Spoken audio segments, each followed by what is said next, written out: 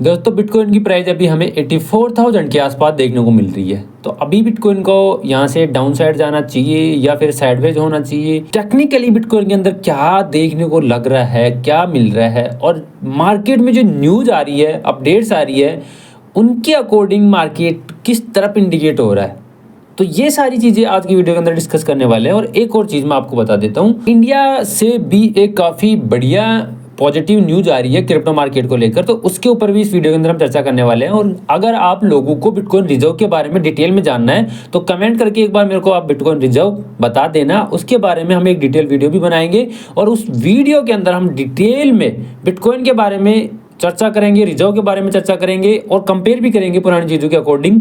तो bitcoin reserve के बाद में बिटकॉइन मार्केट के ऊपर या फिर ओवरऑल क्रिप्टो मार्केट के ऊपर किस तरह से ये इम्पैक्ट डालेगा उसको हम चर्चा करेंगे और रिजर्व के बारे में डिटेल में चर्चा करेंगे, कैसे बिटकॉइन रिजर्व कंप्लीटली काम करता है। ये सारी चीज़ें हम अगले वीडियो के अंदर डिस्कस करेंगे अगर आप कमेंट करते हो बिटकॉइन रिजर्व तो, है ना।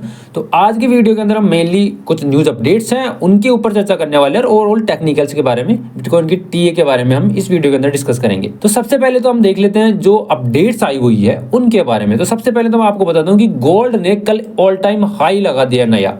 अब वो ऑल टाइम हाई लगभग $3,004 के आसपास का हमें देखने को मिल रहा है, कहीं कहीं तो $3,016 का भी देखने को मिल रहा है। लेकिन यहाँ पर मैं ट्रेडिंग इकोनॉमिक्स एक वेबसाइट है उसके ऊपर देख रहा हूँ, तो यहाँ पर उसका ऑल टाइम हाई मुझे $3,004 के आसपास, $4-5 के आसपास देखने को मिल रहा है। अब यहाँ पर एक चीज़ नोटिस करने वाली ये है कि गोल्ड ने अपना ऑल टाइम हाई बनाया नया, लेकिन क्रिप्टो मार्केट में और स्टॉक मार्केट में तो बहुत बड़ा करेक्शन हमें देखने को मिल रहा है, बहुत बड़ा क्रैश हमें देखने को मिल रहा है। तो गोल्ड में अचानक से ऐसा क्यों हुआ? क्या गोल्ड के लिए कुछ स्पेशल मार्केट चलता है? क्यों गोल्ड के साथ में ऐसा हो रहा है? तो इसकी वजह भाई यही है कि स्टॉक मार्केट से पैसा निकल रहा है, क्रिप्टो मार्केट से पैसा निकल रहा है, तो कहीं तो जाएगा ना। अगर स्टॉक मार्केट की बात करें और क्रिप्टो मार्केट की बात करें तो लोगों को अभी बहुत ज्यादा अनसर्टेनिटी देखने को मिल रही है, यानी यहाँ पर मार्केट बहुत ज्यादा डरा रहा है, लोगों को सेफ फील नहीं करा रहा। तो इसलिए लोग पैसा निकाल के किसी सेफ एसेट के अंदर डालने की कोशिश कर रहे हैं, और वो एसेट कौन सा है? गोल्ड। और गोल्ड के बारे में आपको पता है, गोल्ड हमेशा अच्छे रिटर्न ही देता है, वो मार्केट में कभी भी हमें क्रैश होता हुआ देखने को नहीं मिलता।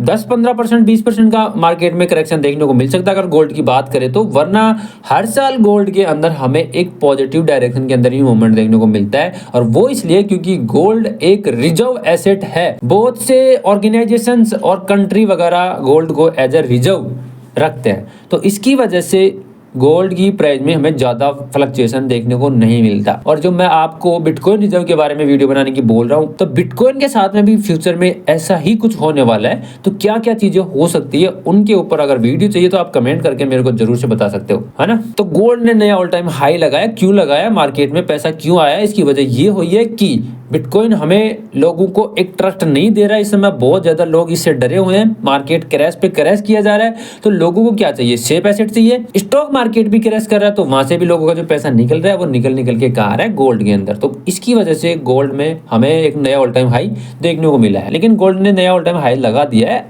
अब ये एक नेगेटिव अपडेट भी है मार्केट के लिए, लेकिन इसके बाद भी काफ़ी कुछ पॉजिटिव अपडेट्स भी हमें देखने को मिल रही है। तो उनके ऊपर हम चर्चा करें तो पहले तो मैं आपको बता दूं फियर एंड ग्रीड इंडेक्स। अब यहाँ पर फियर कम होके पहले एक्सट्रीम फियर पे था, फिर फियर में, और अब न्यूट्रल हमें देखने को मिल रहा है। वैसे थोड़ा सा फियर ही है, लेकिन 46 के आसपास आ गए, यानी 50 के आसपास आ गए, तो यहाँ पर हम मान सकते हैं कि हाँ, फियर खत्म हो चुका है और मार्केट अब यहाँ से रिवर्सल भी दिखा सकता है। लेकिन ये पॉसिबिलिटी नहीं है अभी रिवर्सल की पॉसिबिलिटी क्यों नहीं है वो मैं आपको वीडियो के अंदर बताने वाला हूँ। तो आज की जो पहली पॉजिटिव अपडेट है वो तो ये है कि यूएस स्टॉक मार्केट के अंदर लगभग 1.3 ट्रिलियन पैसा आया है, मतलब 1.3 trillion dollar US stock market में ऐड हुआ है। अब ये ऐड हुआ है यानी लोग स्टॉक्स को बाय करने लगे, इतना पैसा मार्केट में अब रोटेट होने लगा है।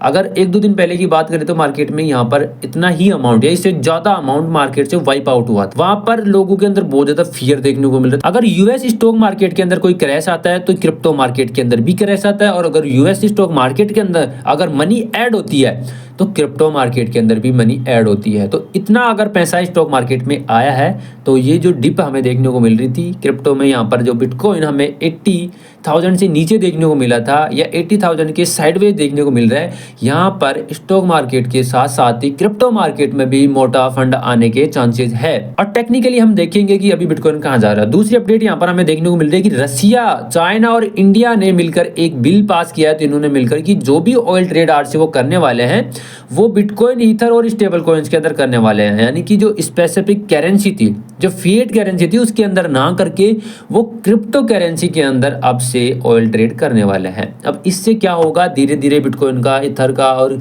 स्टेबल कॉइन्स यानी ओवरऑल क्रिप्टो के जो कॉइन्स है फंडामेंटली स्ट्रॉन्ग, उन कॉइन्स का अडोप्शन बढ़ेगा। और इसका जो इम्पैक्ट हमें देखने को मिलेगा वो कब देखने को मिलेगा, वो शॉर्ट टर्म इम्पैक्ट नहीं होने वाला, वो होगा लॉन्ग टर्म इम्पैक्ट। तो चलिए अब देखते हैं बिटकॉइन को टेक्निकली क्या चीजें देखने को मिल रही है। अब ये डेली टाइम फ्रेम पे मैं बिटकॉइन को देख रहा हूँ, यहाँ पर हमें 76,000 के आसपास से बिटकॉइन के अंदर एक रिवर्सल देखने को मिला है। अब ये रिवर्सल रियल रिवर्सल है या ये कोई फेक रिवर्सल है, इस चीज के ऊपर हम देख लेते हैं, है ना। तो अभी मार्केट क्या चल रहा है, डाउन ट्रेंड के अंदर देखने को मिल रहा है। तो किसी भी कॉइन की प्राइस अगर डाउन साइड ट्रेंड के अंदर हमें देखने को मिल रही है तो वहां पर हमेशा प्राइस हमें डायरेक्टली डाउन साइड ही देखने को नहीं मिलती। अगर बिटकॉइन डाउन साइड जा रहा है, यहाँ पे लोअर लो लगा रहा है तो यहाँ पर हायर लो भी लगाएगा, फिर इसके बाद में लोअर लो लगाए तो यहाँ पर हायर लो भी लगेगा।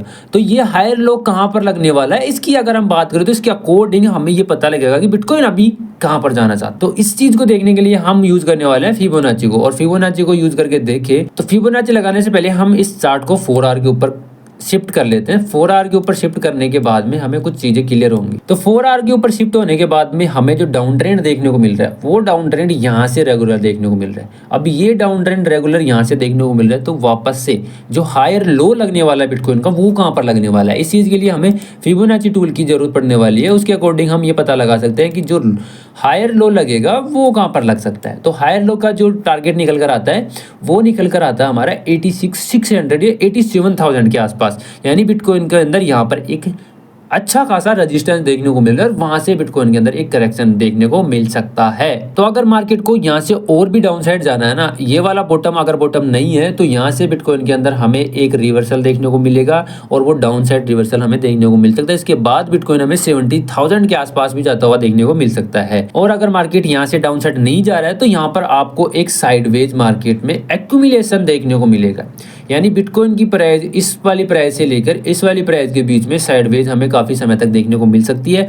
हो सकता है ये प्राइस या ये साइडवेज मूवमेंट हमें 1 महीने 1.5 महीने के लिए भी देखने को मिल सके, क्योंकि इतना बड़ा करेक्शन के बाद में एक्यूमुलेशन भी थोड़ा लंबे समय तक चलेगा और एक्यूमुलेशन के बाद में फिर यहाँ पर हमें ये पता लग जाएगा कि हाँ अब मार्केट यहीं से बॉटम बना के रिवर्सल देगा। तो यहाँ पर 2 पॉसिबिलिटी है, अगर मार्केट यहाँ से रेजिस्टेंस लेकर डायरेक्ट नीचे आता है तो नया बॉटम बनाएगा और डायरेक्ट नीचे नहीं आता है तो यहाँ पर साइडवेज देखने को मिलता है। तो साइडवेज का मतलब ये है कि ये एक्यूमुलेशन जोन में, और एक्यूमुलेशन जोन के अंदर हम ये मान सकते हैं कि यही बॉटम हमारा लास्ट बॉटम है।